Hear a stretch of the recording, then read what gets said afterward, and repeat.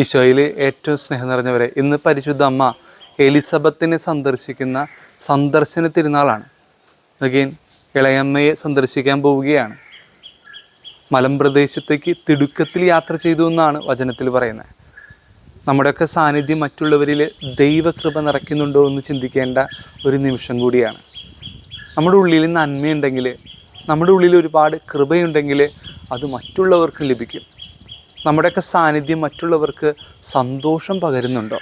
അതൊക്കെ വലിയൊരു കാര്യം തന്നെയാണ് സ്നേഹമുള്ളവരെ.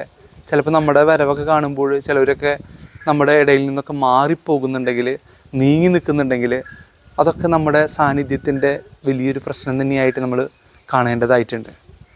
അപ്പോൾ ഈ എലിസബത്തിനെ സന്ദർശിക്കുന്ന പരിശുദ്ധ അമ്മയുടെ ആ വലിയൊരു മനസ്സ്, ജീവിതത്തിലെ ഏത് ക്ലേശങ്ങളിലും വേദനകളിലും ദുരിതങ്ങളിലുമൊക്കെ പരിശുദ്ധ അമ്മ, ആ അമ്മയുടെ അടുത്തേക്ക് കടന്നു വരുന്ന ആ വലിയൊരു ചൈതന്യം, കൃപ നമ്മുടെ ജീവിതത്തിലുണ്ടാവണം. മറ്റുള്ളവരുടെ വേദനകളിലും മറ്റുള്ളവരുടെ അവർ സഹായം ആഗ്രഹിക്കുന്ന സമയങ്ങളിലൊക്കെ നമ്മുടെ സാന്നിധ്യം ഉണ്ടെങ്കിൽ അവർക്ക് എന്തൊരു വലിയ ആശ്വാസമായിരിക്കും. എലിസബത്തിന് പരിശുദ്ധ അമ്മ വലിയൊരു ആശ്വാസമായി മാറിയതുപോലെ ശാരീരികം മാത്രമായിട്ടല്ല, ആത്മീയമായിട്ടും വലിയൊരു നിറവായിട്ട് പരിശുദ്ധമ്മ മാറുന്നു.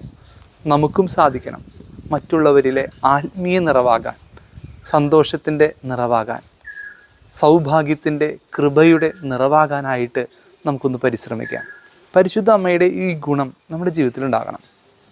നമ്മളോട് പറയാതെ നമ്മൾ കണ്ടറിഞ്ഞ് കാര്യങ്ങൾ ചെയ്യുമ്പോൾ, അതാണ് പരിശുദ്ധ അമ്മയുടെ ഏറ്റവും വലിയ ഗുണം. എലിസബത്ത് പരിശുദ്ധ അമ്മയുടെ അടുത്ത് ഒന്നും പറയുന്നില്ല, പക്ഷേ കണ്ടറിഞ്ഞ് കാര്യം ചെയ്യുന്ന ഒരമ്മ. കാനായിലും അത് തന്നെയാണ് നമ്മൾ കണ്ടിട്ടുള്ളത്. കണ്ടറിഞ്ഞ് മറ്റുള്ളവർക്ക് നന്മ ചെയ്ത അമ്മ. അങ്ങനെ മറ്റുള്ളവരിൽ ഒരു കൃപയുടെ സമൃദ്ധിയുടെ നിറവാകാനായിട്ട് നമുക്ക് പരിശ്രമിക്കാം. ദൈവം സമൃദ്ധമായി അനുഗ്രഹിക്കട്ടെ.